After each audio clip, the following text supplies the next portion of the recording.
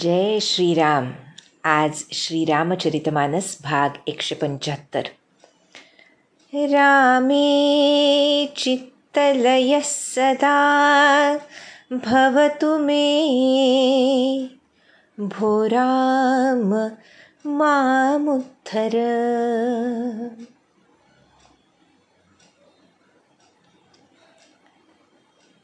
भगवत चरणी चित्तलय होण्यासाठी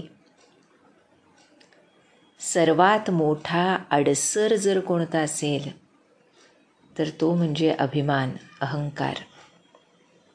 समर्थ उगीच अहंकाराला पापिणी म्हणाले नाहीत. ती अशी पापिणी, अशी डाकिणी आहे जी आम्हाला भगवत चरणापासून दूर नेते. आणि याचा त्याग करण्यासाठी, त्याग होण्यासाठी आम्हाला खूप लहान सहान गोष्टींमधून याबद्दल सावधानता बाळगावी लागते. कधी मी, माझं आणि मला हा भाव डोकं वर काढेल सांगता येत नाही.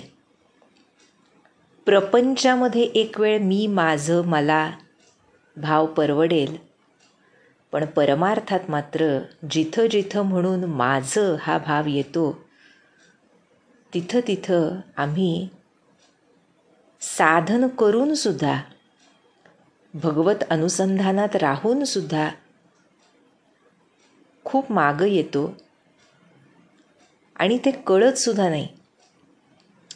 म्हणूनच आम्हाला महाराजांनी एक खुबी सांगितली आहे पहा, जी इथं भरत आम्हाला सांगतायत. आणि म्हणून त्याचं स्मरण, की महाराज नेहमी म्हणायचे, म्हणजे महाराज स्वतः असं म्हणायचे नाहीत, पण त्यांनी एकांच्या प्रश्नाला हे उत्तर दिलं होतं, की माझे महाराज असं म्हणणं जास्त संयुक्तिक की मी महाराजांची असं म्हणणं जास्त संयुक्तिक. यावर महाराज म्हणाले होते की माझे महाराज म्हणण्यामध्ये किंवा माझे सद्गुरू, माझे भगवंत, माझे राम असं म्हणण्यामध्ये सुद्धा मी पण आहे.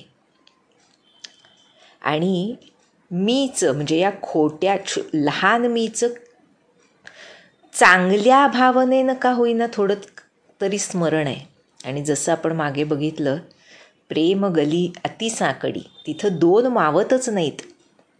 आणि हा छोटा मी, लघु मी तर अजिबात मावत नाही. मग कोणता लघु मावतो तिथं?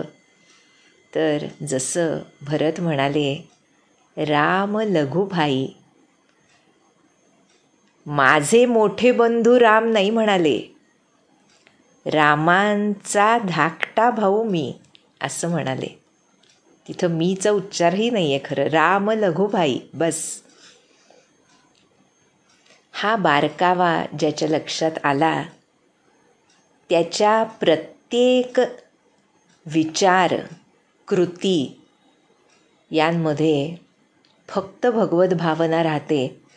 आणि हळूहळू ह्या पापिणीचा नाश होतो. म्हणूनच पहा, आपण रामदास म्हणतो. माझे स्वामी राम असं म्हणण्यामध्ये चूक नसलं किंवा हा दास्यभावच असला तरीसुद्धा यात मी पण आहे. हे भक्तीचे बारकावे आम्हाला लक्षातही येत नाहीत, पण जसजसा साधनेचा प्रवास गुरुकृपेनं व्हायला लागतो आणि जसं आपण आधीच्या भागांमध्ये बघितलं की त्यांचं प्रेम ह्याची चुणूक जेव्हा आम्हाला मिळते, महाराजांचं प्रेम ह्याची चुणूक जेव्हा आम्हाला मिळते, त्यावेळेला मी महाराजांवर प्रेम करतो, मी भगवंतावर प्रेम करतो, हा भाव क्षीण व्हायला लागतो. जसं आपण बघितलं की त्या प्रेमाची ताकदच एवढी आहे की त्याच्यामध्ये हा प्रेम करणारा मी सुद्धा बुडून जातो. आणि त्या वेळेला तो चित्तलय होतो.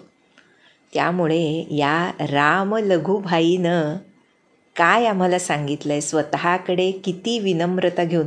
म्हणजे खरं हा राम लघुभाई ही उपाधी मला उगीच दिली अशी ग्लानी भरताच्या मनाला ग्रासून आहे. आणि त्यासाठी जर मला ते पद स्थिर ठेवायचं असेल, माझ्या रामांच्या धाकट्या भावाचं पद मला स्थिर ठेवायचं असेल, रामदासाचं पद मला स्थिर ठेवायचं असेल, तर मला श्रीरामांना परत आणलंच पाहिजे.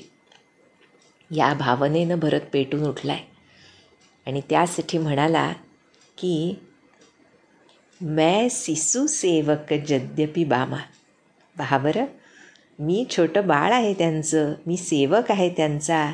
त्यामुळे जरी मी वाकडा चाललो असलो, हे सर्व माझ्यामुळे घडलं असलं, तरी मला ते क्षमा करतील. परिहरी राम सिय जगमाही. फक्त सीताराम हेच माझ्या अंतरातला भाव जाणतात आणि त्यामुळे ते मला निश्चित क्षमा करतील आणि माझ्याबरोबर परत येतील. त्यामुळे भरतानं निर्णय केला आहे, प्रातकाल चलिहं प्रभू पायी. मी सकाळी उठून प्रभूंच्याकडे जाणार म्हणजे जाणार. आणि हे ऐकल्यावर इतर सर्वांची प्रतिक्रिया कशी होती ह्याचं वर्णन आज तुलसीदास करतायत.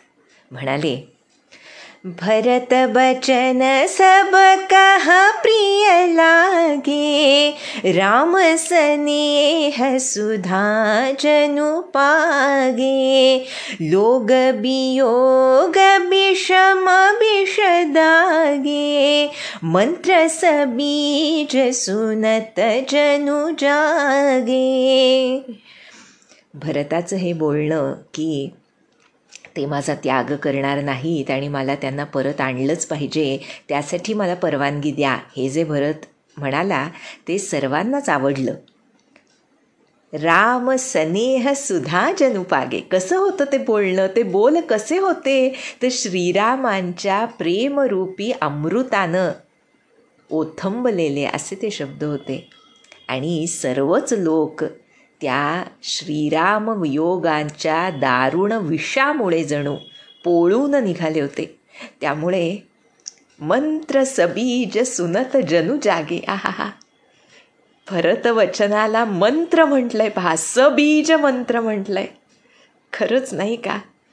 खरोखर भरत महात्मा जे बोलेल तो मंत्रच आहे, सबीज मंत्र आहे.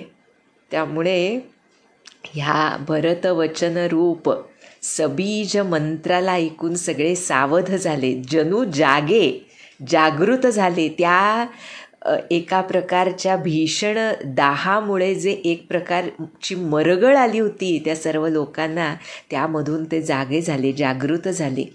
आणि मग मातु सचिव गुरपुर नर नारी, सकल स्नेह विकल भये भारी, भरत ही कहहि सराही सराही, राम प्रेम मूरति तनु आही, तात भरत अस काहे न कहू, प्राण समान राम प्रिय अहू, जो पावरु अपनी जड़ताई, तुम्हि सुगाई मातु कुटिलाई, 66 कोटिक पुरुष समेता, बसिहि कलप सत नरक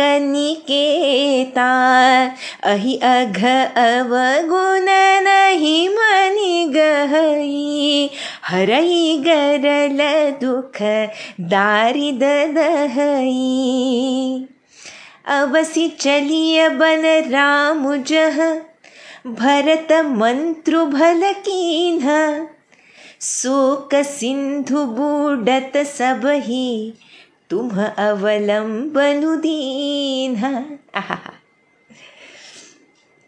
म्हणतायत कोण बरं, तर माता, सर्व मंत्रीगण, गुरु वसिष्ठसुद्धा बरं का, नगरातले स्त्री पुरुष हे सर्वच जण ह्या भरतांच्या सबीज मंत्ररूपी बोलण्यानं अत्यंत व्याकुळ झाले आणि भरताची प्रशंसा करतायत. आता आहा, राम प्रेम मूरती तनु आहे.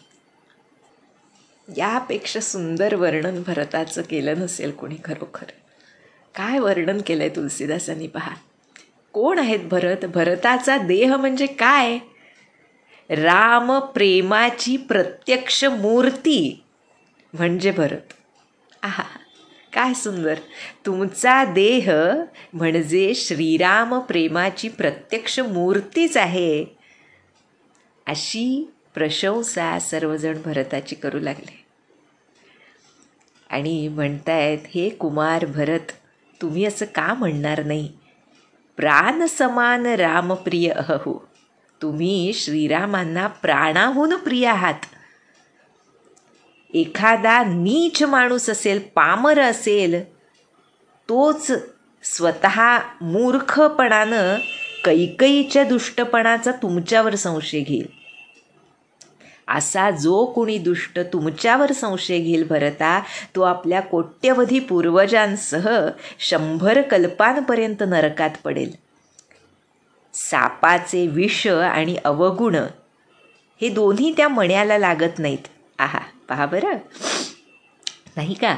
त्याप्रमाणे उलट म्हटलंय की तो मणी जो असतो तो विषाचं हरण करतो आणि दुःख दारिद्र्य नष्ट करतो. त्यामुळे तुम्ही त्या आईच्या पोटी जन्म घेतलेला असला तरी तो दुष्टपणा, त्याचा स्पर्शसुद्धा तुम्हाला नाही आहे. त्यामुळे हे भरता, जिथं श्रीराम आहेत त्या वनात आपण अवश्य जाऊया बरं का. अवसी चलिय बन रामुजह. तुम्ही फारच सुंदर असा विचार मांडलाय. आणि शोक सिंधू बुडत सबही तुम अवलंबनु दीना. सर्वजण या शोक समुद्रामध्ये बुडून चालले होते. त्यांना एक मोठा आधार तुमच्या ह्या मंतव्यामुळे मिळालाय. आणि त्यामुळे हे जेव्हा भरताचं बोलणं सर्वांनी ऐकलं तेव्हा कशी अवस्था झाली तर, भासब के मन मोदुन थोरा, जनुघन धुनी सुनी चातक मोरा, चलत प्रात लखी निरनौनी के, भरतु प्राण प्रिय भेसबही के. सर्वांच्या मनाला अत्यंत आनंद झालाय पहा. जणू कशी उपमा दिली आहे पहा तुलसीदासांनी, की जणू मेघगर्जना ऐकून चातक आणि मोर आनंदून जावेत, तसे हे भरताचे बोल ऐकून समस्त अयोध्येची प्रजा आणि राजदरबार आनंदित झालाय. आणि भरतु प्राणप्रिय भेस बहिके. आपल्या प्राणांचं रक्षण करताच आहे आता हा भरत, कारण तो श्रीरामांना परत घेऊन येणार आहे. या भावनेनं सर्वांनाच भरत प्राणप्रिय बनला. कशामुळे तर दुसऱ्या दिवशी सकाळीच निघण्याचा निर्णय ऐकून सर्वांना भरत प्राणप्रिय बनला. आणि आता सर्वजण काय करतायत तर, मुनिहि बंदी भरत ही सिरुनाई, चले सकल घर बिदा कराई, धन्य भरत जीवनु जग माही, सीलु स्नेहु सराहत जाही, कहीं परस पर भाबड़ काजू, सकल चलई कर साजही साजू, जेहि राखही ग्रहो घर रखवारी, सो जानई जनु गर्दनी मारी, को कह रहन कहिय नहीं काहू, कौन चहई जग जीवन लाहू, जरऊ सो संपत्ति सदन सुखो, सुहृद मातु पितु भाई, सनमुख होत जो राम पद, करई न सहस सहाई. भरताच्या ह्या सुवचनानंतर मुनी वसिष्ठांना वंदन केलं सर्वांनी. आणि भरतापुढे सुद्धा मस्तक नमवून सर्व लोक निरोप घेऊन आपापल्या घरी निघाले. आणि म्हणत होते सर्वजण, धन्य भरत जीवन जगमाही. भरताचंच जीवन धन्य आहे या जगामध्ये. कोण करू शकेल? ती जी जागा आहे, जी जागा त्याला मिळणार होती, त्यावर पाणी सोडून केवळ आपल्या बंधूच्या प्रेमाखातर असं कोण करू शकेल त्याच्याशिवाय, असं म्हणत त्याच्या स्वभावाची, शीलाची, स्नेहाची वाखाणणी करत सर्व लोक घरी जात होते. आणि काय म्हणत होते तर, भा बडं काज, मोठं काम झालं हे आमचं. सर्व लोक अत्यंतिक व्याकुळ होते श्रीरामांच्या विरहामुळे, आणि त्यामुळे हे मोठं काम झालं असे एकमेकांना म्हणतायत आणि जाण्याची तयारी करू लागले दुसऱ्या दिवशी. आणि जर एखाद्याने कोणी म्हणलं की घरची रखवाली करायला, घर राखायला तू इथंच राहा मागं, असं कोणी म्हणलं की त्याला वाटायचं जणू गरदनी मारी, माझा गळाच कापला गेला असं त्या माणसाला वाटायचं. आणि काही जण तर म्हणत होते की घरात राहायला कुणालाही सांगू नका, कुणाला ह्या जीवनाचा लाभ जगामध्ये नको असतो. कोण आहेत सीताराम? तर ह्या जगाचं जीवन आहेत, हृदयीचं जीवन आहेत. त्या जीवनाचा लाभ कुणाला बरं नको असतो. त्यामुळे कुणालाही मागं राहायला सांगू नका असं लोक म्हणत आहेत. का बरं? ह्याचं एक खूप सुंदर हा दोहा तुलसीदासांनी घातला आहे. भक्ताच्या हृदयीचा भाव म्हणतायत, जरऊ संपती सदन सुखू, सुहृद मातु पितु भाई, सनमुख होत जो रामपद, करईन सहस सहाय. अशी संपत्ती, घरदार, सुख, मित्र, माता पिता, बंधू हे सर्व जर श्रीरामचरणी जाण्यासाठी मदत करत नसतील तर ते जळून जावोत. काय भाव आहे पहा. आणि ही साधकांसाठी एक साईन पोस्ट म्हणतो ना आपण, तशी आहे की सहज आठवलं विवेकानंदांचं एक वचन आहे की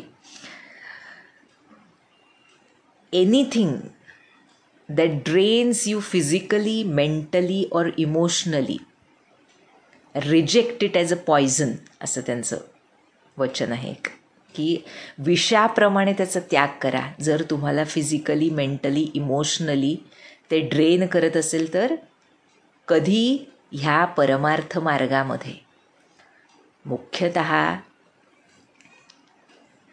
ज्या संगती, ह्या सगळ्याचा मतितार्थ हा की कुसंगत कशी टाळली पाहिजे या मार्गामध्ये. कारण कुसंगत ही आम्हाला अनंत जन्मांचा जो संस्कार, दृश्याचा संस्कार, प्रपंचाचा संस्कार, या जगामधल्या सुखदुःखाचा संस्कार त्याकडे ओढत असतो. आणि जो अशा कुसंगतीमध्ये असतो त्याला कधीच त्याच्या अंतःकरणामध्ये भगवंताचं प्रेम निपुजू शकत नाही. त्यामुळे तुलसीदासांनी हे अनेक ठिकाणी सांगितलं आहे बरं का.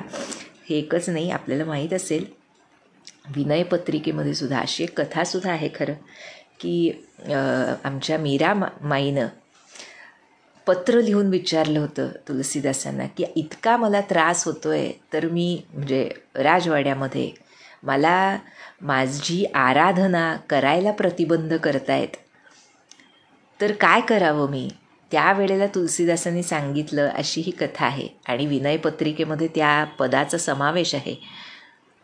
तुलसीदास म्हणतात तिथे, जाके प्रिय न राम बैदेही, बरं का, जाके प्रिय न राम बैदेही, तजियई ताही कोटी बैरी सम, यद्यपि परम सनेही. बरं का, आमच्या समर्थांनी सांगितलंच आहे दासबोधामध्ये, पण इथे भाषा इथे सुद्धा तशीच खूप कडक आहे की राम सीतेचं प्रेम ज्यांना नाही अशांना कोटी बैरी सम, कोट्यवधी वैऱ्यांसमान समजून कितीही ते जवळचे स्नेही असले तरी त्यांचा त्याग करावा, असं विनयपत्रिकेमध्ये. म्हणजे हे उत्तर तुलसीदासांनी मीरामाईला सांगितलं, अशी एक कथा आहे. तर तसंच इथे सांगतायत की अशी संपत्ती, म्हणजे ज्यांना कुणाला मागं राहावं इथं सांगतायत, त्यांना गळा कापल्यासारखं वाटतंय आणि त्यांना वाटतंय की नाही, हे लोक माझे नाहीतच जे मला रामांच्या जवळ जाण्याला मनाई करतायत. त्यामुळे अशी संपत्ती, घरदार, सुख, मित्रपरिवार, माता पिता, बंधू हे सर्व जर श्रीरामचरणी जायला सहाय्यक नसतील तर ते जळून जावोत, असा दोहा यामध्ये घातलेला आहे. यामध्ये कोणताही नकारात्मक भाव नाही बरं का. ह्यामध्ये भक्त हृदयीची आत्यंतिक व्याकुळता आहे. जो खरा भक्त असतो त्याला लौकिक आयुष्य असं उरलेलंच नसतं. तो करत असेल सर्व काही, पण हृदयामध्ये फक्त एका सद्गुरूंना, फक्त एका भगवंताला स्थान असतं. आणि त्यामुळे ही भाषा वरवर खुपणारी वाटली तरीसुद्धा हा त्याचा भाव केवळ उत्कट प्रेमामुळे असतो भगवत चरणाच्या. आणि आमच्या महाराजांसारखे सद्गुरू याचा सुद्धा सुवर्णमध्ये आम्हाला सांगतात. मग आता तुलसीदासांनी सांगितलं त्यामुळे सगळं सोडून जायलाच पाहिजे का, जावं का, असा भाव खरं तर प्रत्येक खऱ्या साधकाच्या मनामध्ये कधी ना कधी हा भाव येतो की सर्व सोडून आता फक्त साधनेमध्ये, भगवत प्रेमामध्ये, नामामध्ये आपला काळ घालवावा. पण श्री महाराजांसारखे संत आम्हाला ह्याची परवानगी देत नाहीत. मुळात त्यांचं म्हणणं असं की खरं मनापासून ते नसतं आमचं, कारण ज्याला मनापासून असं वाटलं त्याच्या मनामध्ये प्रश्न येणार नाही, तो निघेल. पण जर प्रश्न आहे सोडू की नको तर ते वैराग्य टिकेलच याची शाश्वती नसते. त्यामुळे आम्हाला महाराज सांगतात की कशाला सोडायचं, हा सर्व मार्ग मनाने करण्याचा आहे, नाही का. नामस्मरण असेल, जे काही साधन असेल, मुख्यतः भगवंताचं अनुसंधान हे मनानं करायचं आहे. आणि जर असं आहे तर देहानं तुम्ही काय करता याला महत्त्व नाही. अनेक संत सांगतात आजच्या कलियुगामध्ये, मुख्यतः आजच्या काळामध्ये, तुम्ही बाहेर पडलात तर काही फार वेगळं होईल असं नाही. इथून निघून तिथं एखादा नवीन प्रपंच, नवीन लोक तुम्ही जोडाल आणि तिथं एक नवीन प्रपंच सुरू होतो. त्यामुळे जोपर्यंत मन वैराग्यमय नाही तोपर्यंत कुठंही जाऊन काहीही उपयोग होत नाही असे आमचे महाराज सांगतात. त्यामुळे हा सुवर्ण मध्य संतांनी, सद्गुरूंनी आम्हाला काढून दिला आहे की त्याग करण्याची आवश्यकता नाही, पण तो त्याग आसक्तीचा करायचा आहे, जो मनानं करायचा आहे. त्यामुळे त्याची वाच्यता करण्याची किंवा त्याबद्दल काही बोलण्याची, तुमच्या साधनाबद्दल काही बोलण्याची गरजच नाही. यामध्ये प्रपंचासारखा प्रपंच होत राहतो दैहिक व्यवहारानं, आणि मनानं मात्र आम्ही भगवत चरणामध्ये तल्लीन राहतो. पण इथे तुलसीदास सडेतोड भाषेमध्ये सांगतायत की हे सर्व जळून जावोत जर ते आम्हाला रामसन्मुख करत नसतील तर. पण आमचे भरत हे अत्यंत धर्मनिष्ठ आहेत बरं का. त्यामुळे जरी पहा बरं, हा जो पुढचा भाग आहे, पुढची चौपाई आहे, त्यामध्ये भरताचं प्रसंगावधान, त्याची धर्मनिष्ठा आणि सारासार विवेकाची अशा परिस्थितीमध्ये सुद्धा शाबूत असलेली क्षमता आपल्याला दिसून येते. काय म्हणताय तुलसीदास, घर घर साजही बाहन नाना, हर्षु हृदय पर भात पयाना, भरत जाई घर कीध बिचारू, नगरु बाजी गज भवन भंडारू, संपत्ति सब रघुपति कई आही, जौं बिनु जतन चलऊं तजिताही, तौ परिणाम न मोरी भलाई, पाप शिरोमणि साई दोहाई, करई स्वामी हित सेवकु सोई, दूषण कोटि देई किन कोई, अस बिचारी सुचि सेवक सेवक बोले, जे सपने हो निज धर्म न डोले, कही सबु मरमु धरमु भल भाषा, जो जेहि लायक सो तेहि राखा, करि सबु जतनु राखी रखवारे, राम मातु पही भरतु सिधारे. सर्व लोक घरोघरी जाऊन अनेक प्रकारची वाहनं सज्ज करू लागले, नाही का. सकाळी निघायचं होतं, त्यामुळे मनातून मोठा आनंद होता. पण भरतानं मात्र परत जाऊन विचार केला की ही सर्व संपत्ती कोणती, हे नगर, घोडे, हत्ती, महाल आणि सर्व खजिना जो आहे, ही सर्व संपत्ती रघुनाथांची आहे. पहा बरं, काय भाव आहे पहा. प्रत्येक गोष्ट माझ्या आराध्याची आहे, माझ्या स्वामींची आहे. तिच्या रक्षणाची व्यवस्था न करता ती तशीच सोडून जाणं हे माझ्या हिताचं नाही. जऊ बिनू जतन चलऊ तजिताही. कारण म्हणतायत की स्वामींचा द्रोह करणं हे सर्व पापांचं शिरोमणी असल्यासारखं आहे. त्यामुळे काय म्हटलंय पहा बरं, करई स्वामी हित सेवकु सोयी, दूषण कोटी देई की न कोई. की कुणीही कितीही वाईट म्हणो, जो स्वामीचं हित जपतो तोच सेवक होय. हे कुठल्या एक्सटेंट पर्यंत जाऊन ते हित जपायला लागतं ह्याची कल्पना फक्त एका खऱ्या भक्तालाच येऊ शकते. त्यामुळे म्हणतायत की ही सर्व संपत्तीचं रक्षण करणं हे सुद्धा माझं कर्तव्य आहे. सर्वच जण निघाले तर कसं व्हायचं. त्यामुळे विश्वासातल्या सेवकांना बोलावलं भरतानं. कसे होते ते सेवक ते सुद्धा सांगितले पहा तुलसीदासांनी. जे सपने हो निज धर्म न डोले, स्वप्नात सुद्धा आपल्या कर्तव्यापासून ढळले नाहीत, तोच सेवक. भक्त धर्म सेवकाई पे टिका हुआ है असं सांगतात संत. त्यामुळे ही सेवकाई जी आहे ती इतकी सोपी नाही. खूप कठीण आहे आज्ञापालन करणं. अनेकदा एक सहज आठवलं बरं का ह्याच्यावरून, युक्तेश्वर गिरी म्हणून संत होऊन गेले आपल्या उत्तर भारतामध्ये, योगी. त्यांचे शिष्य म्हणजे परमहंस योगानंद. तुम्ही ते पुस्तक ऐकूनही माहीत असेल, वाचूनही माहीत असेल, नाही का.